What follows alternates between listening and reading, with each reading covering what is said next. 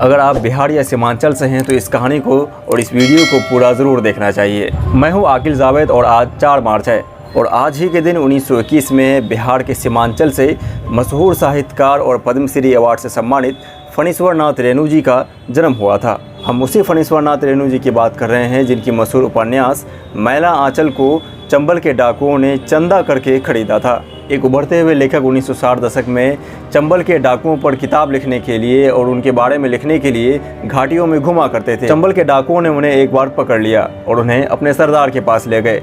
डाकुओं के सरदार ने जब राजकुमार भरमर की तलाशी ली तो उनके झोले में से फणीश्वर नाथ रेणु जी की लिखी उपन्यास मैला आंचल निकला।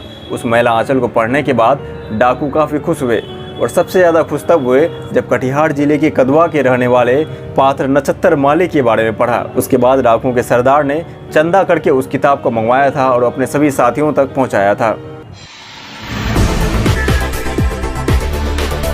बिहार के अररिया जिले में फारबिसगंज के पास औराही हिंगना गांव में जन्मे फणीश्वर नाथ रेणु का जीवन कई उतार चढ़ाव और संघर्षों से गुजरा था। फणीश्वर नाथ रेणु की लिखी पड़ी कथा, दिग्लतपा, कितने चौराहे, कलंक मुक्ति, ठुमड़ी, अग्निखोर समेत अनेक साहित्य ग्रंथों की रचना करने वाले रेणु को मैला आंचल उपन्यास से काफी सम्मान मिला था। रेणु को 1970 में पद्मश्री सम्मान दिया गया। 1960 के दशक में उभरते साहित्यकार राजकुमार भरमर चंबल घाटी में बसे डाकुओं पर लिखने के लिए घाटी का दौरा किया करते थे। इसी क्रम में गांव वालों से डाकुओं के बारे में जानकारी लेते थे। वे अपने साथ थैले में रेणु का उपन्यास मैला आंचल रखते थे।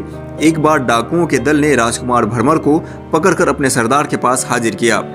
तलाशी में थैले से मैला आंचल उपन्यास निकला, जिसके बाद डाकुओं के सरदार को मैला आंचल के पात्र नक्षत्र माली, जो कि कटिहार जिले के कदवा प्रखंड के एक क्रांतिकारी थे, उनकी कहानी सुनकर डाकू काफी खुश हुए। रेणु के जीवन से जुड़े अनछुए पहलुओं पर हजारीबाग के साहित्यकार यायावर ने काम किया था। उन्होंने रेणु से जुड़े कई प्रसंग को एकत्र कर रेणु की तलाश का प्रकाशन किया था। इसमें भारत यायावर ने चंबल घाटी में डाकुओं के बीच मैला आंचल की लोकप्रियता का भी जिक्र किया है। रेणु के करीब रहने वाले साहित्य सेवी व बिहार विधान परिषद सदस्य डॉक्टर रामवचन राय ने बताया कि चंबल घाटी में डाकुओं के बीच मैला आंचल की लोकप्रियता दिलाने में राजकुमार भरमर का काफी योगदान था।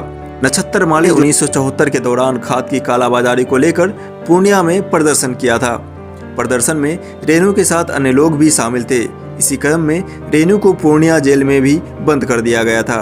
उसी जेल में नक्षत्र माली भी बंद थे। राजकुमार भरमर जेल में जब रेणु से मुलाकात करने गए तो उनके पात्र नक्षत्र माली से भी भेंट हुई थी।